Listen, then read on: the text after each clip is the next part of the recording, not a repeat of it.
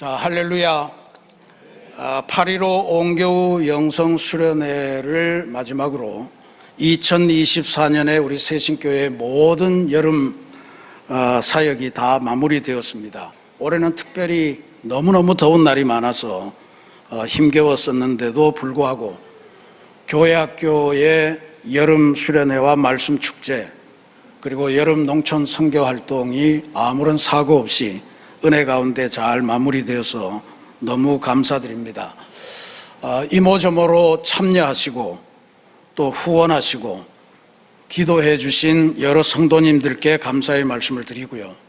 무엇보다도 우리의 일정을 친히 인도해 주신 하나님께 감사의 말씀을 드립니다. 이제 우리는 하나님께로부터 받은 이 모든 은혜를 바탕으로 더 풍성한 결실을 맺는 가을로 건너가야 됩니다. 바라기는 우리 새신교회 모든 성도들이 인생에서 가장 기억나고 풍성한 그러한 가을, 하나님께서 우리를 위해 준비하신 모든 복과 열매를 풍성하게 얻는 그러한 가을이 되시기를 주님의 이름으로 간절히 기도드리겠습니다. 세계 2차 대전은 인류 역사의 굉장한 절망이었습니다. 그전까지는 과학이 발달하고 하면서 이제 인류는 행복으로 가는 길밖에 없다, 이렇게 여기고 있었는데 2차 세계대전이 일어나면서 윤리가 완전히 무너지고 사람이 무엇 때문에 사람을 죽이고 그것을 승리의 기쁨으로 자축하고 이런 형태를 보면서 많은 신앙인들, 대부분의 인류인들이 절망하고 도대체 우리에게 바람직한 미래는 있는 것일까 의문할 때였습니다. 그때 황폐해진 인류의 마음을 삶의 터전이 흔들리는 세대다, 이렇게 규정하면서 이 삶의 터전이 흔들리면서 불안 가운데 살아가는 인류를 위해서 하나님의 말씀을 전한 유명한 신학자가 있습니다. 폴 틸릭이라고 하는 신학자입니다. 이분이 1945년 2차 대전이 끝나면서부터 자기가 섬기던 교회에서 바로 이 문제, 흔들리는 터전을 살아가는 흔들리는 인류에게 어떻게 희망을 가질 것인가 하는 주제로 했던 22편의 설교를 모아서 흔들리는 터전이라고 하는 제목의 설교집을 발간했는데 그것이 온 인류에게 대단히 큰 희망과 위로가 되었습니다. 흔들리는 터전 위에서 불안 가운데 시달리는 사람들이 살아날 수 있는 유일한 길은 흔들리지 않는 터전 예수 그리스도에 의지하는 길밖에 없다라고 하는 게 주제고 핵심이었습니다.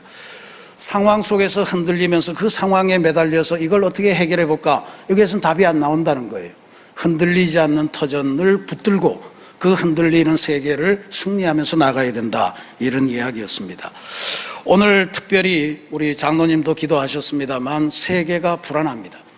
미래가 도대체 있을까? 인류는 과연 발전하는 건가? 이런 여러 가지 두려움 속을 우리가 살아가고 있는데 우리나라만 해도 수많은 자영업자들이 너무너무 큰 고통에 고생을 하고 있고 또 수많은 사람들은 주식 시장의 폭락으로 인해서 여러모로 고통당하고 있고 또 그나마도 나라도 어수선해서 도대체 제대로 뭔가 토대가 있는 나라인가, 이런 나라였나 하는 생각이 들 정도로 지도자들도 갈피를 잡지 못하는 이런 걸 보면서 우리 대한민국의 미래, 우리 인생의 미래, 이런 것들을 불안한 마음으로 바라보는 게 오늘날의 현황입니다. 우리도 가히 흔들리는 터전 위를 불안하게 살아가고 있다 하는 것으로 우리의 상황을 표현할 수 있을 겁니다. 근데 이런 경우에는 틸리가 제안한 대로 방법이 없습니다. 그 상황 속에서 흔들리면서 어양부양 살아보자 이런 걸로 되지 않고요.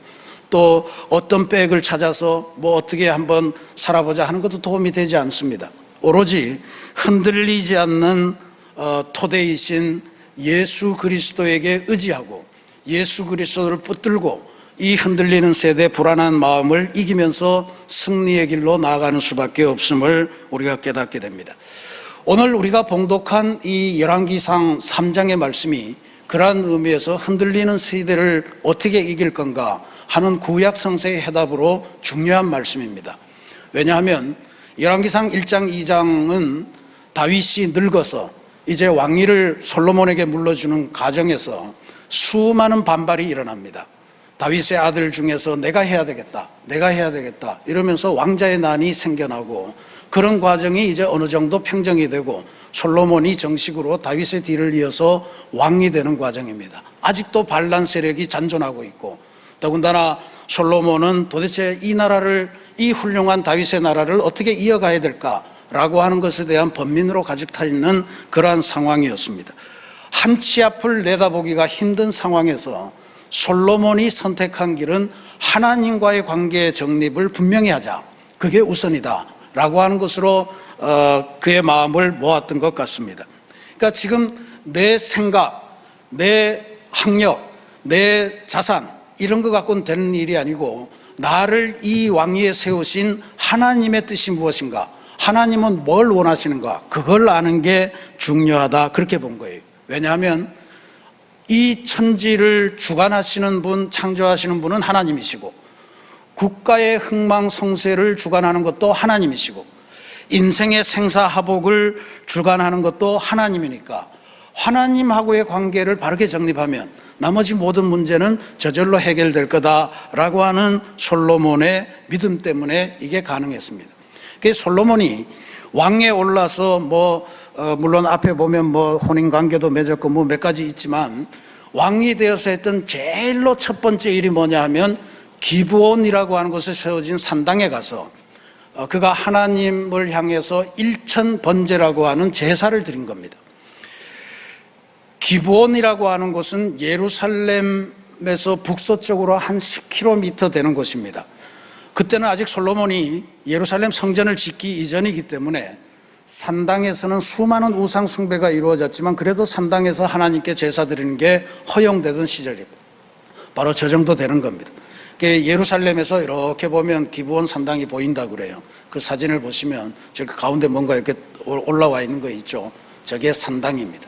가까이 가보면 저런 모습으로 생겼습니다. 그래서 일천번제라고 하는 제사를 드렸는데, 이게 오늘날 우리 성도들도 일천번제 예물을 많이 드리고 있습니다만, 일천번제에 대해서 오해하는 분들이 많습니다. 가장 큰 오해는 이게 1000번에 달하는 제사다 이렇게 해석을 하는 거예요. 그러니까 1000번 제사 이렇게 해석을 하는데 그거 아닙니다. 구체적으로 말씀드리면 1000개의 번제입니다.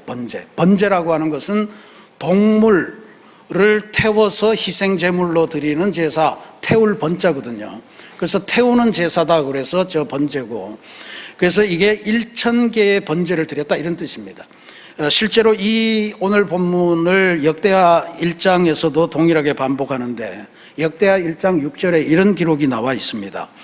여호와 앞, 곧 해막 앞에 있는 놋제단에 솔로몬이 이르러 그 위에 1000마리 희생으로 번제를 드렸더라, 그렇게 되어 있습니다.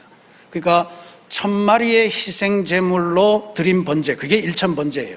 1000번을 제사 드렸다. 그 말도 맞긴 한데, 딱히 핵심은 번자가, 순서를 말하는 번자가 아니고 바로 제물을 태우신 제사의 이름 번제를 말한다라고 하는 것이 중요합니다. 그래서 우리 성도님들도 보통 좋은 정신이라고 생각합니다. 하루에 새벽기도 나올 때마다 한 번제씩 하나님 앞에 드려서 내가 이걸로 천일을 채우리라 라고 하는데, 엄밀히 보면 성서적인 근거는 없습니다. 1000번제는 다시 말하면 1000개의 번제를 얼마 기간에 드리는지 상관이 없어요. 근데 최소한 3년은 아니었을 거라고 생각해요. 왜냐하면 아까 보셨다시피 10km나 되는 거리를 왕이 행차해야 한다. 궁전을 떠나서 거기 가서 매일 한 마리씩 번제를 드렸을 거다, 이렇게 상상할 수가 없는 거예요. 그러면 저는 그런 상상을 해봅니다. 솔로몬이 왕위에 올라서 다른 통치를 하기 직전에 그가 그 나름대로 영성수련회를 작정하고 한 달이든 보름이든 더 많은 기간이든 더 짧은 기간이든 어쨌든 그 안에서 모든 것을 패하고 하나님에게 번제를 드리는 일에 집중하는 시간을 가졌을 거다. 거기에 1000마리의 희생제물이 사용된 거예요. 그게 바로 1000번제다 이렇게 이야기를 합니다. 이게 솔로몬이 왕으로서 새로운 출발, 대단히 미래를 알 수 없지 않습니까? 또 어떤 위협이 있는지도 모르겠고, 반란 세력은 여전히 아직도 다 죽지 않고 살아있고, 이게 도대체 어떻게 될지 모르는 상황에서 내가 왕으로 부름을 받았으니 이 왕의 직무를 감당하기 위해서 내 능력으로는 안 되겠고 하나님이 도와주셔야 되겠습니다 하고 하나님에게 집중하는 시간이에요. 우리는 왕이 될 기회는 이미 없어진 것 같은데 그래도 우리에게는 새로운 출발을 할 수 있는 그런 기회는 많을 거예요. 그런 기회가 있을 때 우리도 이 솔로몬의 1000번제를 잘 배우시면 좋겠습니다. 내가 앞으로 한 6개월 뒤에 내가 사업을 창업하려고 해. 내가 1년 뒤에 이 사람하고 결혼을 하려고 해. 내가 이제 1년 뒤면 대학을 졸업하고 어떤 직장에 들어가려고 해. 이런 기한이 정해 있을 때 하나님 앞에 우리가 드릴 수 있는 최고의 봉헌의 의미로, 최고의 헌신의 의미로 1000번제를 작정하고 그 1000번제를 짜여진 기한 안에 당도하는 것, 그게 우리가 솔로몬에게서 배울 수 있는 1000번제의 정신입니다.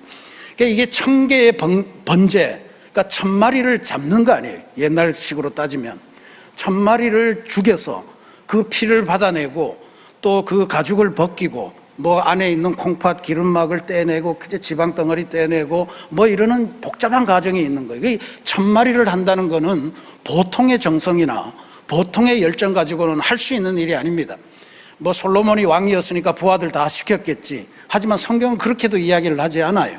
사독이라는 제사장이 있긴 했지만 솔로몬이 직접 번제에 참여를 했다라고 하는 것을 보니까 이게 보통 일이 아닙니다. 그러니까 1000개의 번제라고 하는 거는 솔로몬이 왕위를 걸고 자기가 할 수 있는 정말 최선, 최고의 열정을 다한 것으로 우리가 받아들여야 될 거다라고 하는 점을 말씀드립니다. 왜 그렇겠습니까? 거듭 말씀드리지만 이 왕으로서의 너무너무 중차대한 직무를 맡았는데 내가 이것을 감당할 길이 없으니 하나님께 의지하겠습니다. 하나님 알려주십시오 라고 하는 의미로 이걸 했습니다. 이 솔로몬의 1000번제의 이 정신을 우리가 잘 배울 수 있기를 바랍니다. 저는 목회하면서 이 1000번제 헌금을 드리면서 하나님으로부터 오는 기적을 맛보고 새로운 인생으로 변화된 수많은 케이스들을 많이 봤습니다. 뭐 많습니다. 목사님, 우리 딸이 이제 손주를 낳으려고 그래요. 그 손주가 무사히 출산할 수 있도록 제가 이제부터 1000번제를 드리겠습니다. 낳았어요. 이제 이 아이가 잘 자라도록 또 1000번제를 하겠어요. 그리고 또 해요. 그리고 그 다음 아이가 태어나요. 뭐 이러면서 계속해서 인생을 1000번제와 연결해서 가는 그런 성도님들이 많이 계셨고, 그 안에서 기도하는 것보다 기도가 그분의 삶의 현실이 되어버리고, 그리고 그 기도를 통해서 하나님께서 딱히 그렇게 응답하시지 않더라도 하나님 보시기에 더 아름다운 인격으로, 더 멋있는 사람으로 변화되는 그러한 역사를 많이 봤기 때문에 1000번제라고 하는 건 그냥 미신이다 이렇게 처리할 것이 아니라, 우리가 삶을 살 때 뭔가 불안한 속에서 새로운 출발을 할 때 하나님에게 작정하고 그렇게 메어 달리는 그러한 중요한 봉헌의 역사다라고 하는 것을 배우면 좋을 것 같아요. 실제로 솔로몬은 1000번제를 드리고 나서 정확하게 그런 복을 받습니다. 오늘 성경에 보면 5절 말씀에 1000번제를 다 드린 다음에 기브온 산당에서 그 밤에 솔로몬에게 하나님이 나타나셔서 이런 제안을 하세요. 내가 내게 무엇을 줄고 너는 구하라. 우리가 기도할 때 다 응답을 바라면서 기도하잖아요. 응답 중에 최고의 응답이 저는 이 응답이라고 생각합니다. 우리가 뭐 다양한 기도 제목 걸고 기도를 하지만 하나님이 어떻게 응답하시는가 이게 늘 궁금한데, 최고의 응답이에요. 하나님이 다 갖고 계신데, 야, 내가 네 기도를 들었다. 내가 도대체 뭘 해주기를 원하냐? 너는 나한테 이야기해봐라. 이게 최고의 응답 아닙니까? 그러니까 이 응답을 저는 우리 세신의 모든 성도들이 기도할 때마다 하나님으로부터 얻어내는 그러한 위대한 역사가 나타나기를 간절히 소망합니다. 1000번제를 드린 솔로몬에게 하나님이 나타나셔서 내가 내게 무엇을 줄고 너는 구하라 라고 하는 응답을 주신 거는 진짜로 감동적입니다. 근데 이 장면에서 우리가 신앙인으로서 진짜로 더 주목하고 더 관심해야 될 거는 이 하나님의 제안에 대한 솔로몬의 응답이에요. 솔로몬이 이렇게 대답합니다. 7절부터 9절까지 말씀입니다. 나의 하나님 여호와여, 주께서 주께서 저로 하여금 종의 아버지 다윗을 대신하여 왕이 되게 하셨사오나, 부족한 저를 부르셔서 아버지 다윗의 뒤를 이어서 왕이 되게 하신 것은 좋은데, 종은 작은 아이라 출입할 줄을 알지 못하고 주께서 택하신 백성 가운데 있나이다. 왕으로 세워주시긴 했는데 저는 아직도 어린아이여서 뭔가 분간을 못하고 뭘 어떻게 처리해야 될지 모르는 가운데 지금 하나님의 백성 앞에 지금 제가 왕으로 서 있습니다 라고 하는 이야기입니다. 물론 솔로몬이 이때 왕으로 등극한 것이 20세가 채 되지 않았을 때라고 성경학자들은 이야기하는데, 그렇다 손 치더라도 지나치게 겸손한 왕의 모습을 우리가 보게 됩니다. 계속해서 이런 말을 해요. 그들은 큰 백성이라 수요가 많아서 셀 수도 없고 기록할 수도 없사오니 누가 주의 이 많은 백성을 재판할 수 있사오리까. 듣는 마음을 종에게 주사 주의 백성을 재판하여 선악을 분별하게 하옵소서. 뭘 어떻게 해야 될지 모르지만 왕으로서 솔로몬은 자기가 무엇을 해야 되는 존재인지는 분명하게 알고 있어요. 바로 백성들의 고충, 백성들의 마음의 소원, 이런 것들을 잘 듣고 백성들이 서로 분쟁하고 힘겨운 어려움에 빠져 있을 때 선악을 분별해서 백성들이 옳은 길을 걸어가도록 그렇게 인도하는 게 왕의 역할인데, 이거를 좀 하고 싶습니다, 이런 이야기를 하는 거 아닙니까? 그러니까 저는 이런 왕이 대단히 소중하고 우리 대한민국에도 이런 왕이 있으면 좋겠다, 이런 생각을 요즘 계속해서 하고 있습니다. 아름다운 나라를 만들기 위해서 가장 중요한 것이 뭔가? 군사력을 강하게 하고 그 다음에 뭐를 더 강하게 하고 물자를 풍부하고 이런 게 아니고, 백성들의 마음의 소리를 잘 듣는 마음을 주시고 백성들이 서로 싸우지 않고 행복하게 서로 협력해서 살 수 있도록 선악을 분별해주는 그러한 지혜를 발동하는 그런 왕이 되고 싶습니다. 그렇게 이야기를 한 거예요. 얼마나 대단한 그 솔로몬 왕의 기도입니까?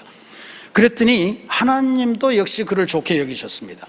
하나님께서 이 기도를 대단히 마음에 들어 하셨어요. 10절에 보면 솔로몬이 이것을 구하며, 듣는 마음, 선악을 분별하는 지혜, 이것을 구하며 하나님 구하며 그 말씀이 주의 마음에 든지라 그랬습니다. 솔로몬이 지혜를 구했더니 하나님의 마음에 쏙 들었다, 이런 이야기예요. 근데 실제로 왜 이 기도가 하나님의 마음에 쏙 들었을까? 하나님의 마음을 좀 더 읽어보겠습니다. 11절 말씀에 이에 하나님이 그에게 이르시되 내가 이것을 구하도다. 듣는 마음, 선악을 분별하는 지혜, 송사를 감당할 수 있는 재판을 감당할 능력, 이걸 구했던 거죠.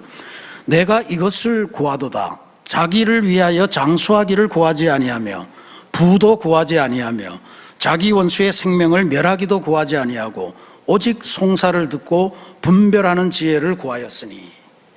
이게 하나님께서 솔로몬의 기도를 좋아하신 이유라고 말씀하신 거예요. 그러면 이걸 이렇게 보면 우리는 질문하지 않을 수가 없습니다. 그러면 하나님께서는 솔로몬이 송사를 듣고, 그러니까 재판하는 이야기 속에서 재판을 지혜롭게 공평하게 할 수 있는 그 지혜를 구했기 때문에 좋아한 것일까? 그러면 우리는 기도하면서 부기도 구해서는 안 되고, 그 다음에 장수를 구해서도 안 되고, 성공을 구해서도 안 되고, 그런 기도는 하나님이 싫어하신다는 이야기일까? 근데 그건 큰일이잖아요. 우리가 하는 기도의 전부는 우리 자녀들이 잘 되고, 내가 경영하는 기업이 잘 되고, 우리 가정이 건강하고, 전부 다 이런 거 아니에요. 그러면 우리 기도는 하나님이 아주 싫어하시고 혐오스럽게 생각하시면서 아예 얼굴을 돌려버리시는 걸까? 근데 그럴 리가 있습니까? 창조주 하나님께서 피조물의 아쉬운 소리를 듣는 건데, 하다못해 솔로몬이 백성들의 그 마음의 소리도 듣고자 지금 애쓰는데 하나님이 우리 피조물 된 하나님의 백성의 아픔의 소리를 듣지 않으시겠습니까?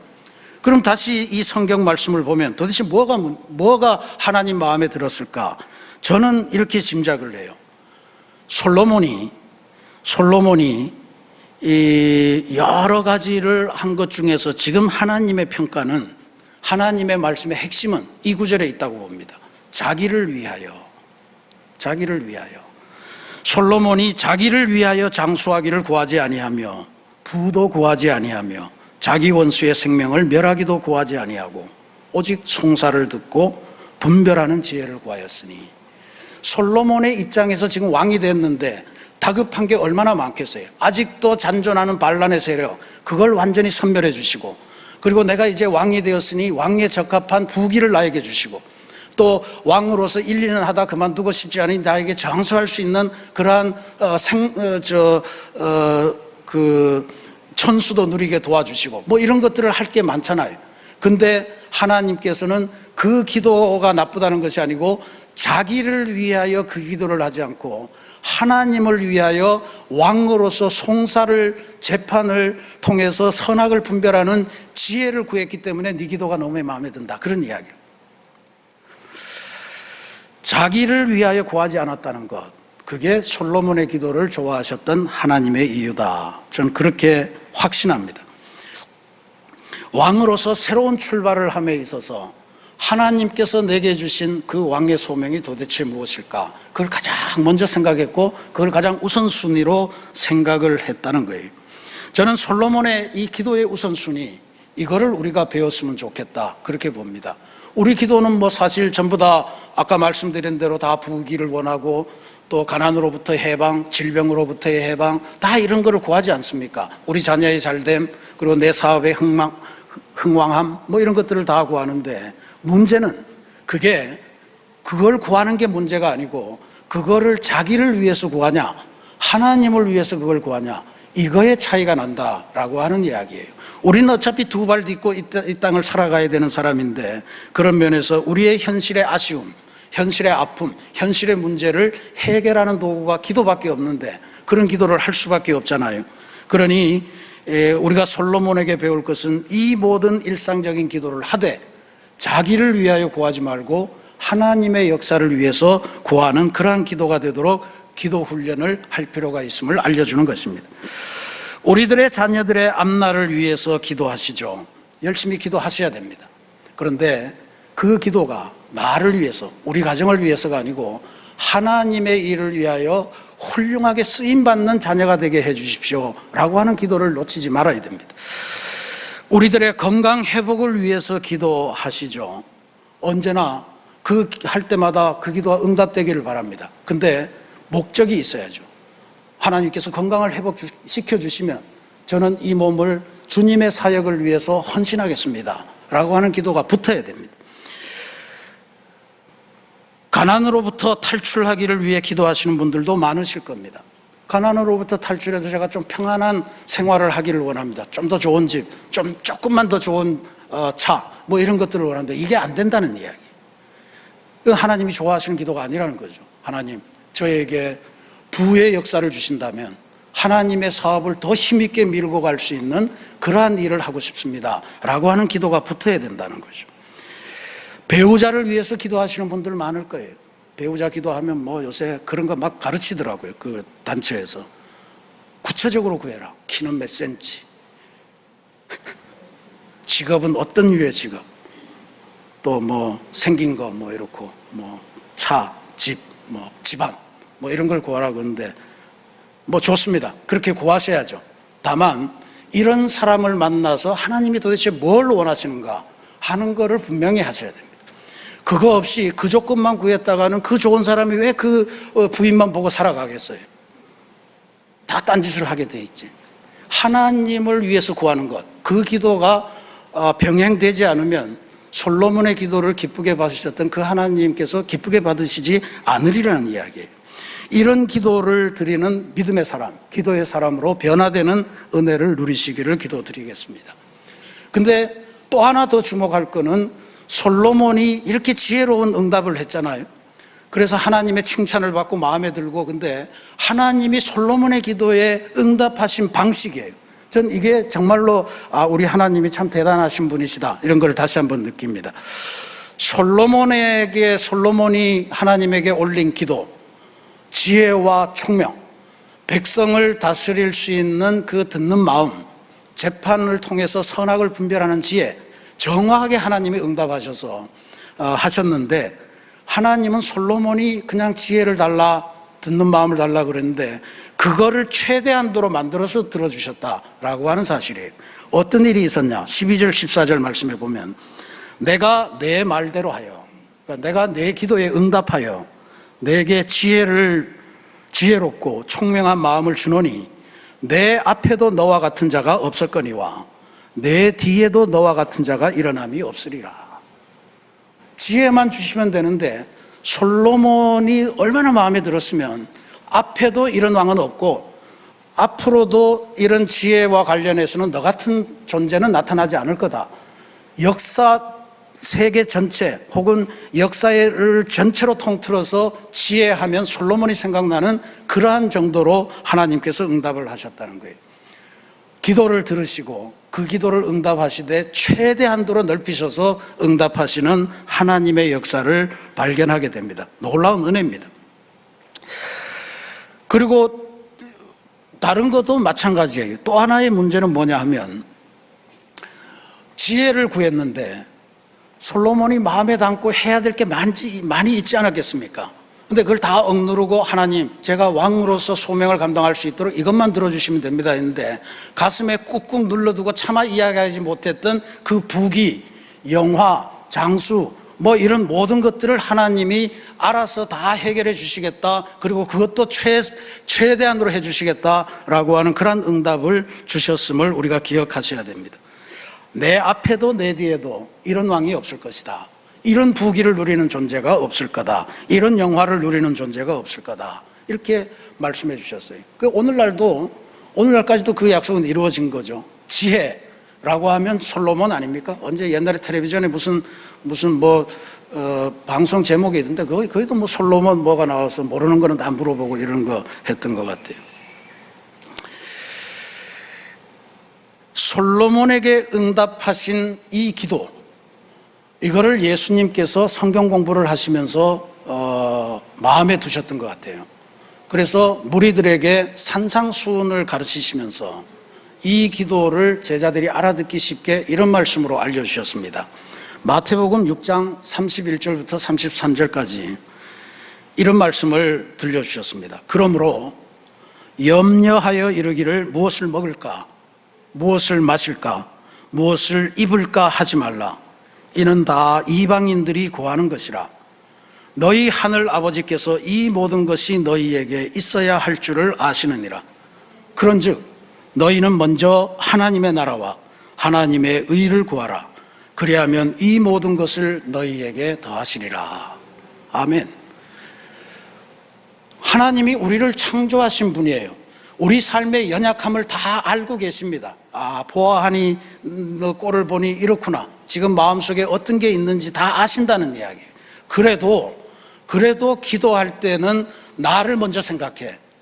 하나님의 나라와 나의 의를 먼저 생각하면 내가 네 안에 있는 모든 것이 필요한 줄 다 아니까 그걸 내가 다 덤으로 줄게 라고 하는 게 주님의 기도에 대한 가르침이에요. 근데 이상하게 우리는 주님이 그냥 덤으로 주시겠다고 하는 그걸 못 받아가지고 그것만 기도를 계속 채우고 있으니 그러니 예수님이 안타까우신 거겠죠. 하나님의 나라를 구해라. 재판을 할 수 있는 듣는 마음, 재판을 통해 선악을 분별하는 지혜, 하나님께서 나와 함께 하시면 그것으로 족합니다 라고 하는 기도 뒤에 모든 게 따라온다 라고 하는 것을 우리가 솔로몬의 기도를 통해서 배울 수 있습니다. 사랑하는 우리 새신교회 성도 여러분, 솔로몬이 드렸던 이 헌신, 새로운 출발을 함에 있어서 하나님의 뜻을 먼저 구하는 그의 기도의 마음, 그 믿음이 우리에게도 고스란히 나타나기를 간절히 부탁드립니다. 우리가 살아가는 세상은 진짜로 불안합니다. 그리고 미래를 알 수가 없습니다. 내일 일은 남 몰라요 하잖아요. 우리의 터전이 쉴 새 없이 흔들리는 삶을 불안한 가운데 흘러가는데 우리가 자칫 놓치기 쉬운 거는 이 불안함을 지나고 나면 하나님이 거기 계실 거다 그렇게 생각해서 이걸 어떻게든 우리가 헤쳐나가 보려고 뭐 여기도 손 벌리고 저기 손 벌리고 백 갖다 동원하고 이러는데 아니에요.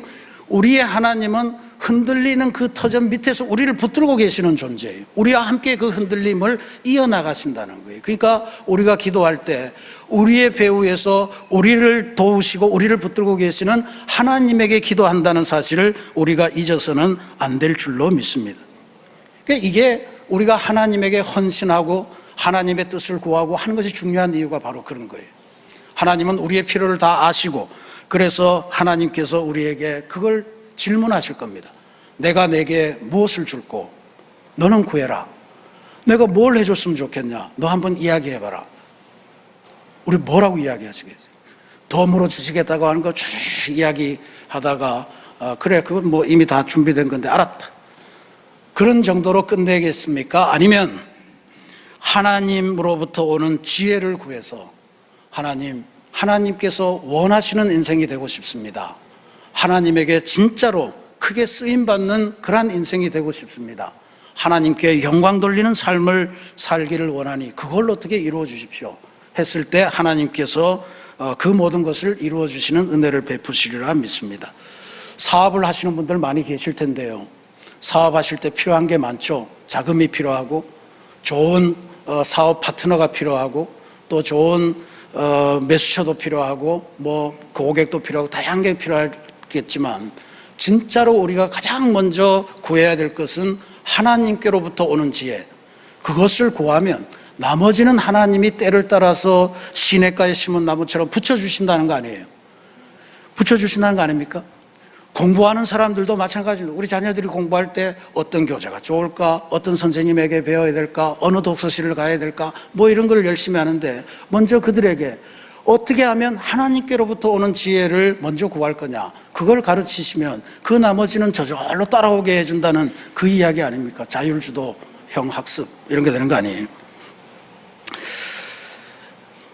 배우자들도 마찬가지입니다. 배우자들도 하나님, 제가 이런 인생을 살고 싶어요. 이런 인생 사는데 그 일을 하고 싶은데 저 혼자는 안 될 것 같아요. 우리 가정을 만들어주세요. 이런 사람이, 이 일을 할 사람이 필요해요. 그러면 하나님이 진짜로 좋은 사람을 붙여주리라 저는 그렇게 확신합니다. 하나님께로부터 오는 지혜, 그게 핵심입니다. 그거면 충분합니다. 사랑하는 우리 새신 성도 여러분, 일천번제를 통해서 하나님의 뜻을 먼저 구하면서 왕으로서의 출발을 했던 솔로몬의 이 새 출발을 우리가 배울 수 있기를 바랍니다. 무엇보다도 중요한 것은 하나님과의 관계 정립이다. 그게 똑바로 되면 그 뒤는 순탄할 줄로 믿습니다. 이 솔로몬을 배워서 하나님께서 우리에게 나타나셔서 우리의 정성을 보시고 내가 내게 무엇을 줄고 너는 구해봐라 할 때 하나님께 쓰임받는 인생 되기를 원해요. 그거 주세요. 그럴 때 솔로몬에게 주셨던 것 같은 어마어마한 부귀와 어마어마한 영화와 어마어마한 장수와 또 우리가 바라는 모든 것들을 함께 얻어내는 그런 복된 그리스도인들이 되시기를 주님의 이름으로 축원합니다. 같이 기도하겠습니다.